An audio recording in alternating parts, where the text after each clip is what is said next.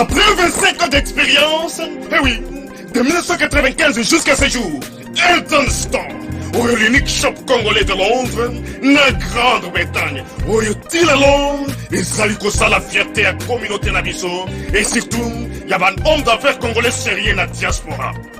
Oh yes. C'est créé Elton Store et Zali Kakamoko, le sérieux, à quel na service qui toko na ba client na ye. Avec ma produit na ye, où y a première classe, y a qualité supérieure. Oh y a ma bombe à mi à Eden Store. Oh yes, mon client bimbe yeba. Ma maman à Londres va confirmer. Eden Store, c'est le berceau des produits cosmétiques. Y a solo produits originaux. Et yes, les alipes perso y a produits alimentaires, naturels et organiques.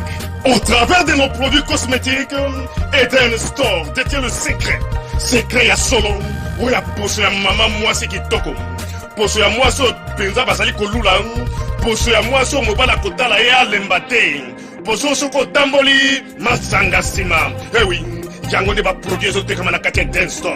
Il va produire alimentaire. Où y a Eden Store, yango de secret à cuisine à maman congolaise. Eh oui, nyonso ko se pensa mobali na yo ezali. Pondu, matembele, ngai, ndole, fumbwa, ndunda, bilembwe, oyo nyonso penza, oyo kobonga pona cuisine na ezali. Oh yes. Olingi mobali na yo asepela na yo libela na libela. Olingi mobali na yo atala kayo lokola mwasi azali kolula sika. Oh yes. Olingi mobali na sisa biloko nyonso tiela kaye na mesa. Secret zali kaka moko. Eden Store.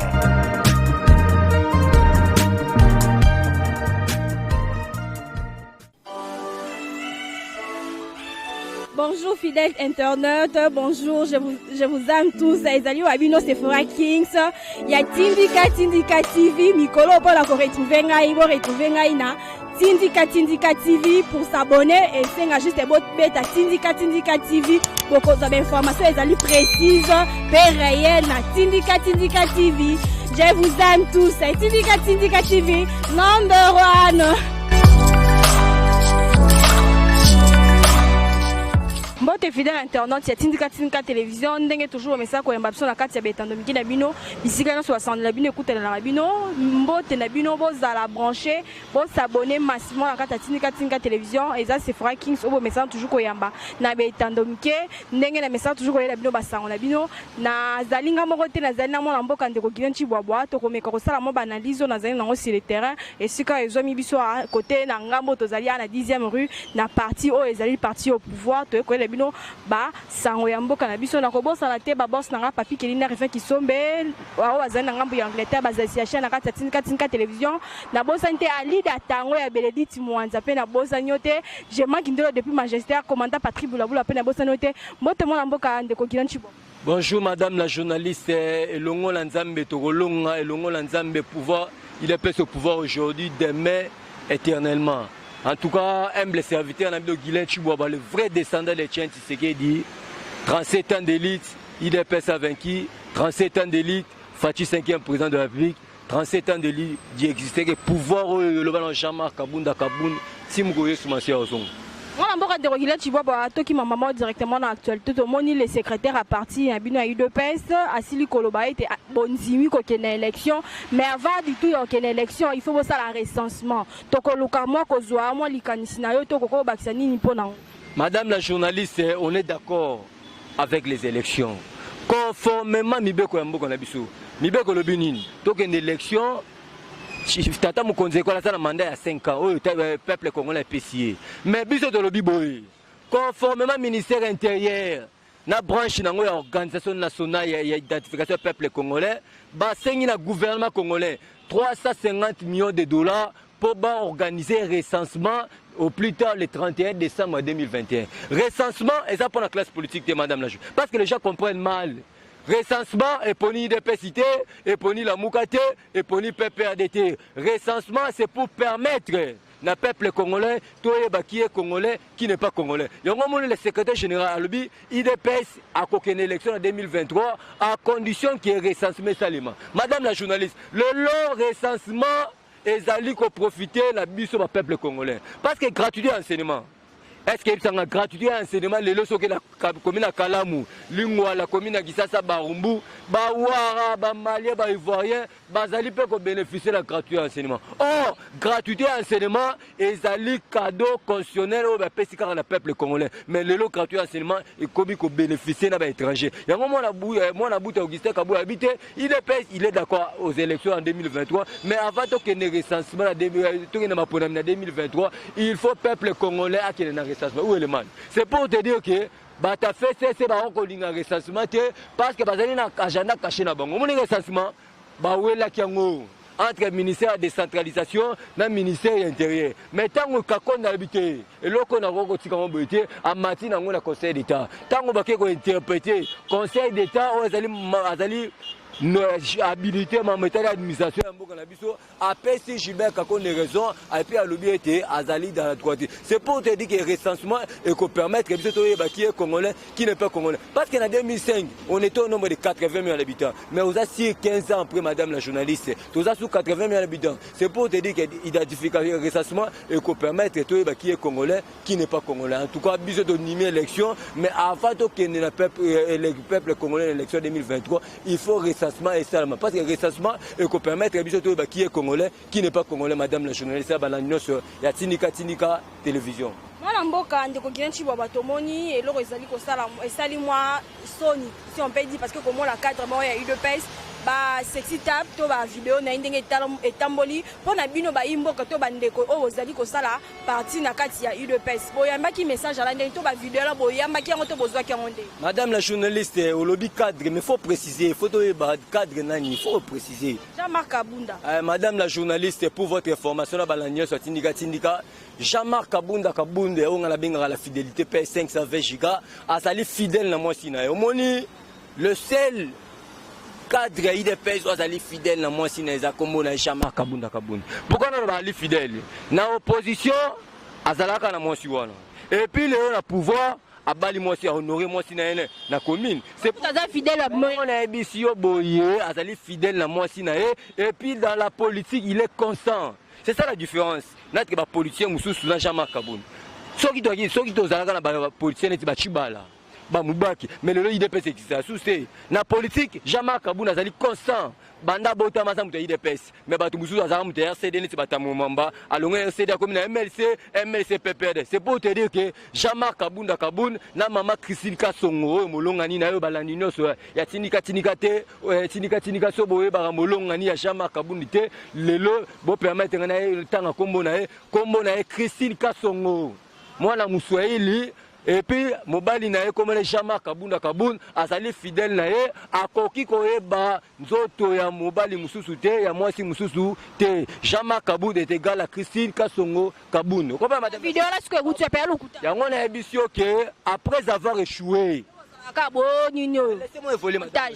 Après avoir échoué na montage ya bondoki o beninga ba salir avec mukuna ba échoué lelo ba mimisi vidéo ya bondoki madame la journaliste ba yoki soni pour votre information la balanya la Tinika il fallait pas bimisela biso longi ya mwana mwasi mais tozo mona kaka mwana mwasi azali ko se masribe mais longi sati mais image mususu ebimi longi pene ya mwasi eza pe biso que c'est de montage c'est pour salir l'image. Il y a un homme constant comme Jean-Marc Kabunda, un homme fidèle à sa femme Christine Kasongo. Biloko on a besoin de bien noter.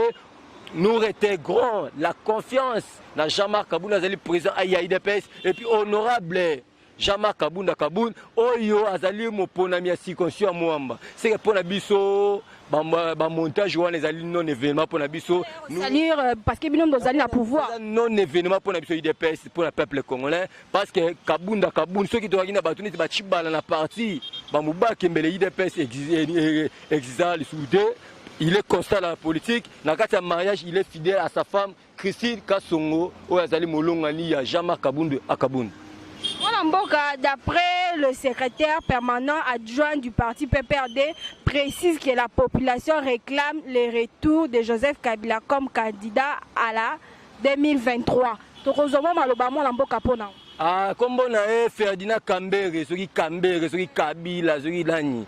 Les Ali Bandoto à Baba, en tout cas population à condition que ça la une portion de la population à front contre le Congo ne basali ko luka Kabila zonga en 2023 mais conformément à l'article 5 le peuple souverain la souveraineté du peuple congolais et sont revenus au peuple congolais baningi attaque ka kombo à Kabila te Kabila représente le sang Kabila représente les antivaleurs Kabila représente la dictature peuple congolais a koninga ka jamais Kabila zonga en 2023 mieux vaut mais laissez-moi évoluer madame la jour mieux vaut mboa diriger biso mieux vaut mboa à diriger mboka oki Kabila c'est pour te dire que Kabila ndoto na ye et koki ko permettre te na 2023 zonga na mboka et puis pour na ye conformément conscient mboka na biso il a déjà franchi la ligne rouge ngolo ba États-Unis sénateur en vie point barre c'est que pour na ye élection en 2023 à cause de la candidature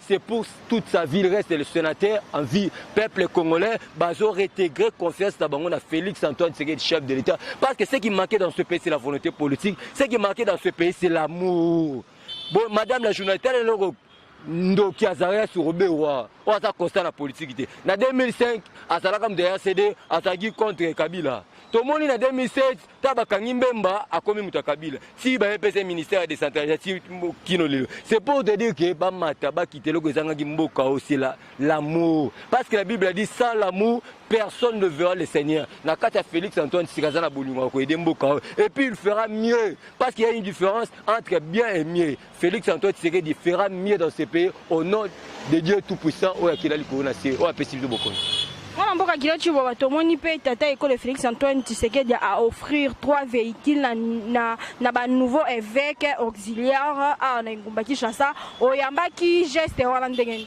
Merci madame la journaliste na osengo bandela moi mutuna pona okiongo pena bien. Tata école Félix Antoine Tshisekedi tomoni remettra ki 3 jeep 3 véhicules et pas ba nouveau évêque auxiliaire. Bon geste wana oyambaki yango ndeni. En tout cas, ils geste moral bravo. Et on a vu que ce qui manquait dans ces pays, c'est l'amour. Kabila promettait un bon jeep à réaliser un côté. Et c'est là qui fait chier à président de la République pour un bon cardinal l'église catholique à jeep. C'est pour te dire que la carte Félix Antoine, il a l'amour. L'amour bolingo. On parle madame la journaliste. Ils allaient pour un geste bravo. Peuple congolais, c'est Péline na geste wana seulement c'est pour la toute première fois dans l'histoire en Mboka na biso un président de la République a honoré cardinal et puis a honoré archevêque bien évêque et l'église catholique nulle part na Congo na biso c'est pour la toute première fois en tout cas tata Mukonzi Kolo Nzamba Bakselom Mikolo a pesa boanya pe maïli ya ko demeurer toujours au service du peuple congolais.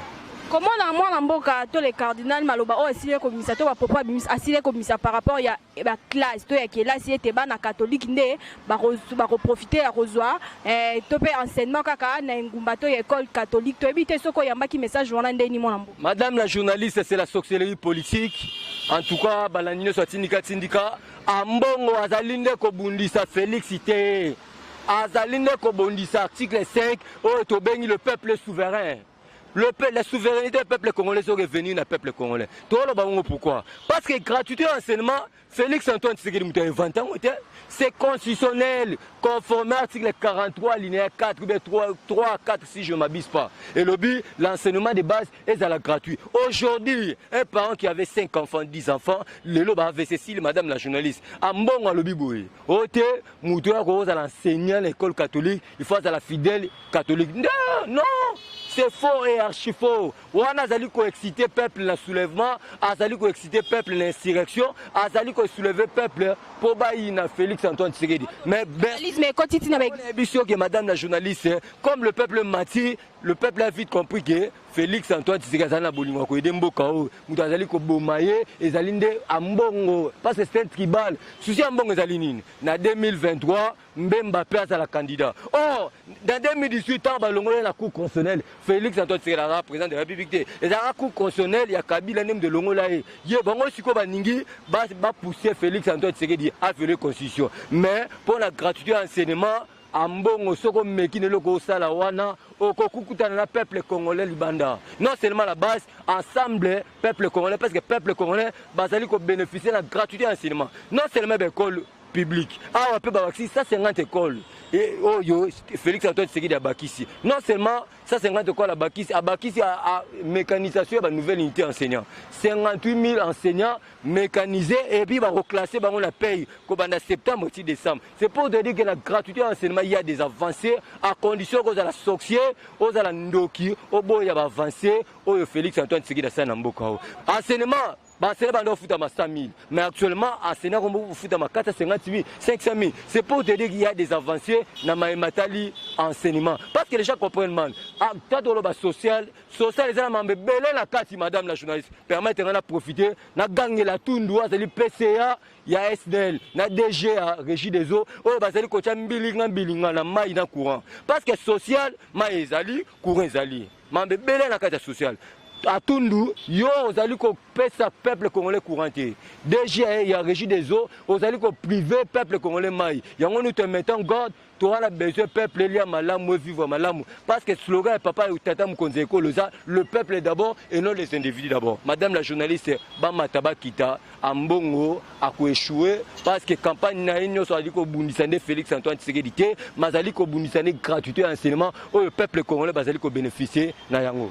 Moi, je suis qui président et l'indéng va me soumettre ça ko benga eke azali ko prononcer pour marambo est éliminé tout monde peut fils mukoko azo organiser pe marche pe le même jour ezali le 14 pona ete balongola to bare babwaka Ruberwa libanda to ko lukato so maloba to intervention na ekozala nini wana. Madame la journaliste na basi le chef de l'état Zaki clair a lobby a passé instruction na ministre intérieur basique soit décision portant Minembwe comme commune. C'est pour te dire que décision Azara sur Robert Azoua qui est un effet moroté. Parce que le commandant suprême de forces armées et de la police nationale et puis le magistrat suprême en Mboka comme on a Félix Antoine Tshisekedi. Le chef de l'État Félix Antoine Tshisekedi, il est toujours au service du peuple congolais. Azara sur Robert après avoir manqué coup d'état na recensement à quelque diaboliser les sous-hommes métal Minembwe.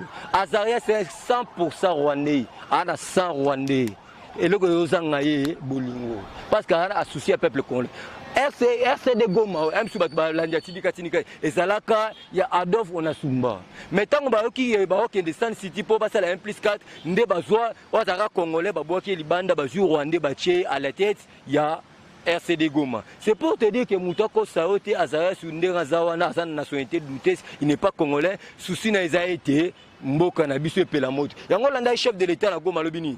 Dans 2 semaines, armée américaine va retravailler à partenariat avec l'armée congolaise. C'est pour te dire que Ngunginyo soit Zakuna, aux la Pouko, aux la Ngungi, aux la succès politique, dans 2 semaines, on va foudroyer. Hein? On a un et puis chef de l'État bengi bato so bayina kata zamba bima place na bango ezali na zamba te place na bango ezali banko bazala ba soldate ba ya ko se vesti na grigeti yango je lance l'appel à tout le peuple congolais de soutenir Félix Antoine Tshisekedi na grigeti yango ala lobaki l'agriculture est une priorité. L'agriculture, c'est ça même le fondement, le socle des développements du pays. Madame la journaliste Azaria Sorobé-Roi Matakita, la campagne est sur la maille, à Kolonga Mbokao, Mbokao est chef de l'État dédié à Mbokao le 23 juin au nom du Seigneur Jésus-Christ pour manifester la différence entre les okitistes et les balanzam. Azaria c'est un okitiste descend. Madame la justice, très à Matakita, bientôt à démissionner. Oh, Yemei, pour finir, il a démissionné. Bientôt, le chef de l'État a reboqué Libanda parce que le Sali l'armée c'est la haute trahison. L'armée va condamner à 20 ans de prison. Mais il y a un an, au lieu de condamner Libanda et puis Libanda va permettre de par après va condamner à Sali Boloko de la même manière que Fidel Camero a condamné à 20 ans de prison. Tout le monde qui peut promesse au tata école pesa qui bande ko bazomi na ngambu ya Goma ke a rokende ko s'installer kuna dans un peu de temps. Mais tout le monde ezali ko sala moi rage na réseaux sociaux par rapport ya baloba au chef de l'état s'il est koloba ki a rokende ko s'installer na Goma. Merci madame la journaliste avant de répondre na tokena numambu ya Martin Fayulu. Martin Fayulu c'est une distraction. Au moni atala ku ya bata FCC na République démocratique du Congo kombo na Martin Fayulu. Fayulu musala na ezanine. FCC basala balobiki na ba libanda ya bondoki po baboma fachi koto ya komina tala kulisangu ka koloba biloba loba. Mambu fachi alobi nini? Alobi minembwe ezali mboka na biso ancre mboka na biso eza indivisible mboka na biso ekokomaka jamais Rwanda. Et puis interpeller le chef d'État africain, la ministre Maïsi Bangoni. Ceux qui vont soutenir la force négative, il est temps de se ressaisir. Parce que toujours frappé. Il y a au moins 2 semaines, le chef de l'État va frapper. Martin Fayulu, c'est une distraction. Azaliwan au service a fait cesser pour un changement. Parce que le changement actuellement, c'est Félix Antoine Tshisekedi et non Martin Fayulu. Et on a dit qu'il y a un discours, on a eu à Fadenhaus. Alors, si j'avais le pouvoir effectif, Madame, yo benye président Eli. Mais yo mo zo ba. Na benye président Eli ba misusu angam lobi. Ya zo mi benga président Eli. Mais yo mo na discours à faire de non lobini. Si j'avais le pouvoir effectif, c'est que ngolo ba eta za pouvoir te, c'est quand le président Eli le président Eli le 30 décembre, il y a 2018 confirmé par la Cour constitutionnelle le 24 janvier 2019, il s'appelle bien Félix Antoine Tshisekedi, chef de l'État, et non Martin Fayulu Madudu. C'est une nationalité douteuse. Mais pour la fils Moukoko, pour soutenir, mais il y a une procédure pour ça marche. Il faut informer 48 heures avant pour marcher Salem. Mais pour la marche à lobby, la scène du peuple congolais qui est nangoté, ils allaient pire ma distraction. Dans le remexé numéro 1 provincial Kassongo, à lobby était Martin Fayulu, Soko Bimi Libanda, Okozwa, la classe. C'est que le lobby, peuple congolais a déjà mati, le peuple congolais comprend que le changement, il s'appelle bien Félix Antoine Tshisekedi, chef de l'État. Na makambo mboka bongo message oyo tata ekola sila ko lancer ete to promesse wa pesa kina ba ndeko la biso bazomi na ngamba gomba ke arokele ko s'installer kuna na ba mikolo ezali ko ya to mona ezali ko sala moi rage sala moi polémique na ba réseaux sociaux to ebité ceux qui osala maloba ko baki. Madame la journaliste na banzi tant le chef de l'État nyataki matambele wana bata fait c'est bata la moka bakanga munoko o te asali ko banga o boy pour finir. Il a dit, il a réalisé. C'est pour te dire que le chef de l'État qui est là qui peut ramener paix dans l'Est de Bisso. À l'objet, cheval à Tata Mukonzeko les alara Misatu. Le premier cheval à Tata Mukonzeko accorder la paix aux Congolais. Deuxième cheval à Tata Mukonzeko sécuriser le pays. Troisième cheval à Tata Mukonzeko développer le pays. C'est pour te dire que cheval à Yambo, il a coupé sa kimia le peuple congolais. Bana Goma, la tombée bango. Ça parce que Bayamba qui tata Mukonzeko le commissaire pour confondre les batailles FCC na batala muka pour na kozonga kuna le chef de l'État c'est homme de parole alobaka onyatanyati c'est pour te dire que na mikolo ezali ko ya le chef de l'État akobanda ko s'installer kuna pour votre information na balandinyo tinika le numéro 1 à FARDC Célestin Mbala zakuna. C'est pour te dire que le commandant suprême a konyataka matambe na ekuna conformément à promettre. Bon, parce que c'est un homme de parole. Biso to ba homme de parole, c'est à lui de réaliser sa promesse. Je suis sûr et certain le chef de l'État Azasi Mama Lubana a kokokisango parce que azali mwana nzambe. On mboka toyoka ki pe détournement salama ki na ngambu ya Transco to éviter ce qui dossier il y a détournement na ngambu ya Transco ce qui suki ndeni to éviter ce to kozo mama loba pona. Madame la journaliste qui a Bibouara, on ne se corrige jamais, il faut devenir habituel. Ancien directeur général Michel Kiguma, en cravate rouge, bientôt aux arrêts. Ancien ministre des Transports, José Makila, 3, ça a 4 bords. Il y a député provincial, il y a sénateur, il y a député national, et puis Fatia Baxele sous PCA. Il y a un tracé pour te dire que bientôt aux arrêts, c'est pour te dire que Transco a blaguité. Chef de l'État lobby a refusé le passé, mais la justice va faire son travail correctement. Parce que c'est pour te dire que Michel, ancien directeur général, il y a Transco, Michel Kigumba, bientôt aux arrêts. Ancien ministre des Transports, José Makila, bientôt aux arrêts. Parce qu'aucun péché reste impuni. On est Bible, aucun péché reste. Aucun péché reste impuni. Quand même, ils sont allés en prison parce qu'il y a José Makila, Michel Kigumba, Barokanga, conforme même madame la journaliste. J'étais la maman tout le monde qui examen l'état d'engue silai kobima, tout le monde rentré scolaire en opé bandi, mais examen l'état d'engue bima bimsa qui première partie. Deuxième partie, c'est la section technique qui est bandité. Il y a Kokamato, il y a Komona, il y a Liboso, l'année, Banda to Banda Kotanga, Tona Mokili, Komona, rentrée scolaire ezonga sans avoir option sous technique et sile kotika emi bimela to ki babi dans 2 semaines mais to ebité ezali ko sala moi makelele ba famille mususu ezali ko sala pe moi pasi to kozwa to luka kozwa moi maloba e pana yo.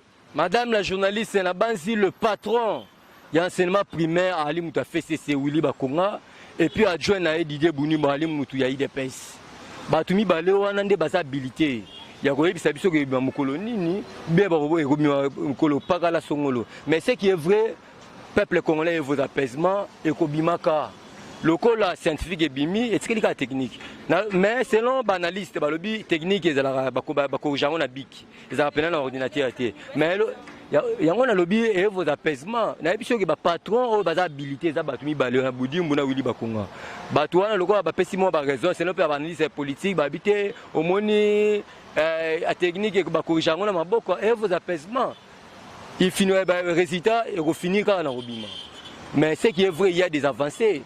Hein? Plus de 70% résultats. C'est pour te dire que grâce à Félix Antoine Tshisekedi, Bamataba Kita, Mokonzambo, Kazo et des gratuits enseignement Makasi, résultats et Robimana, c'est que nos parents, na ban nyoso va présenter une technique et vos apaisements, vos à la manipuler, ba résultats et Kobimaka. Comment madame la jeunesse, nous on singara kimia, boza la commandant suprême, Yamboka ou bien Félix Antoine Tshisekedi, oza na bolingo na katinae, akosala de plus vite possible pour te réciter bima pour te ba na biso bandeko na biso ba ko s'inscrire na université pour te bali ba cadre ya mboka na biso na mikolo ezali koya de l'internet to vraiment na suka moi mboka ndoko kila chi boba to luka kozwa moi liloba suka et puis pona bat boza pour ça contacter bo sande. Merci madame la journaliste Balandino Swatinika Tinika ngaite c'est forande c'est que so disponibilité zali me yende la pesimbote na maman nanga Marie-José Mbombo na Suède bambote belé na pesi mbote na maman nanga Rapinga na Belgique bambote belé na pesi mbote na ndeko nanga Sedou Kizika bambote belé papa Moïse na Canada bambote belé na pesi mbote na o baninganga na ba o baninganga te sans oublier ma fille aînée Aline Moloto oazo porter comme un grand chanteur atika sur le 2 août 2013 bambote belé. En tout cas, que Dieu bénisse le groupe adorant l'Éternel. Oyo kokamama pasteur Toms, oyo molonga ni na yo ngana binga la Serre Chilo. Na déjà bungisa ki maman na e papa na e, ba me condoléances belé. Ceux qui ont besoin de contacter ngai, bo benga na plus 243 81 99 18 616 plus 243 81 99 18 616. Je suis sur WhatsApp. Bobenganga bozonga nzamba pambola bino apambola pembote mboka bye bye. Fidèle internaute, on vraiment la souka. Merci pour la bande de bazala qui branché pes coaché na kati Tinika télévision pour na koyamba toujours information na biso na kati betando mike na bino bon meka ko partager na bande ko oyo basili ko zwa tongo ngate ya ko poussa na pour na koyamba émission na biso na kati Tinika télévision bon s'abonner massivement bon partager ba émission et ko ça vraiment bien na bosanité cameraman na chaque fois zaki na sima caméra Mike Luzari de papa normand pe na bosanyote. Fidèle internaute, tout le monde est en balassement. Bye bye.